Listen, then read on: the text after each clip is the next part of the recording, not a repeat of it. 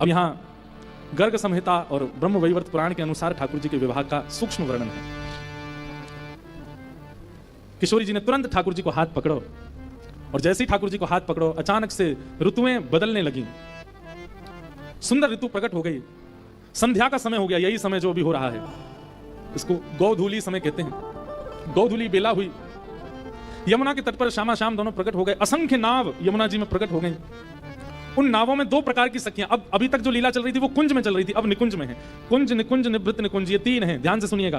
कुंज में सखा भी हैं, सखियां भी हैं, ब्रजवासी भी हैं, किशोरी जी भी हैं और ठाकुर जी भी हैं।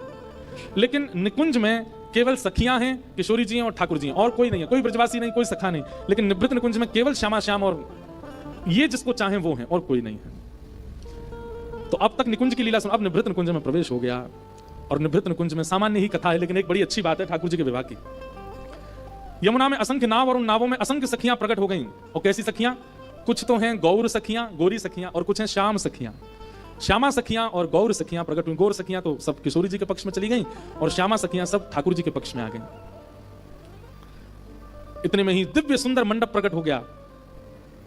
समस्त देवी देवता ये किसी ना किसी रूप में वहां पर प्रकट हो गए, सब सखियां बनकर के आए हैं।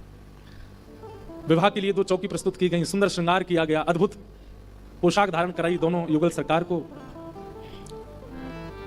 ठाकुर जी जैसे ही मंडप में विराजे हैं, किशोरी जी सन में विराजी हैं। इतने में ब्रह्मा जी प्रकट हो गए और ब्रह्मा जी प्रकट होकर के बोले, ये तो मेरी वर्षों से प्रतीक्षा थी कि मैं ठाकुर जी के पाणी ग्रहण संस्कार में मैं आऊं और मेरे द्वारा ही ठाकुर जी का पाणी ग्रहण संस्कार हो। ललिता विशाखा आदि बोले देखो ब्रह्मा जी, ये निकुंज है, निकुंज में सखियों की आज्ञा के बिना प्रवेश नहीं होता, आप कैसे आ गए यहाँ पे? ठाकुर जी बोले आपकी आज्ञा के बिना आ नहीं सकते। ब्रह्मा जी बोले आपकी आज्ञा के बिना आ नहीं सकते, लेकिन आ गए हैं, इसका मतलब है किसी ने तो आज्ञा दी होगी। ललिता विशाखा बोली बात तो सही है, हमने आज्ञा नहीं दी तो फिर आके से गए। तभी देखा तो ठाकुर जी मुस्कुरा रहे थे, बोले हमने इनको बुलाया है।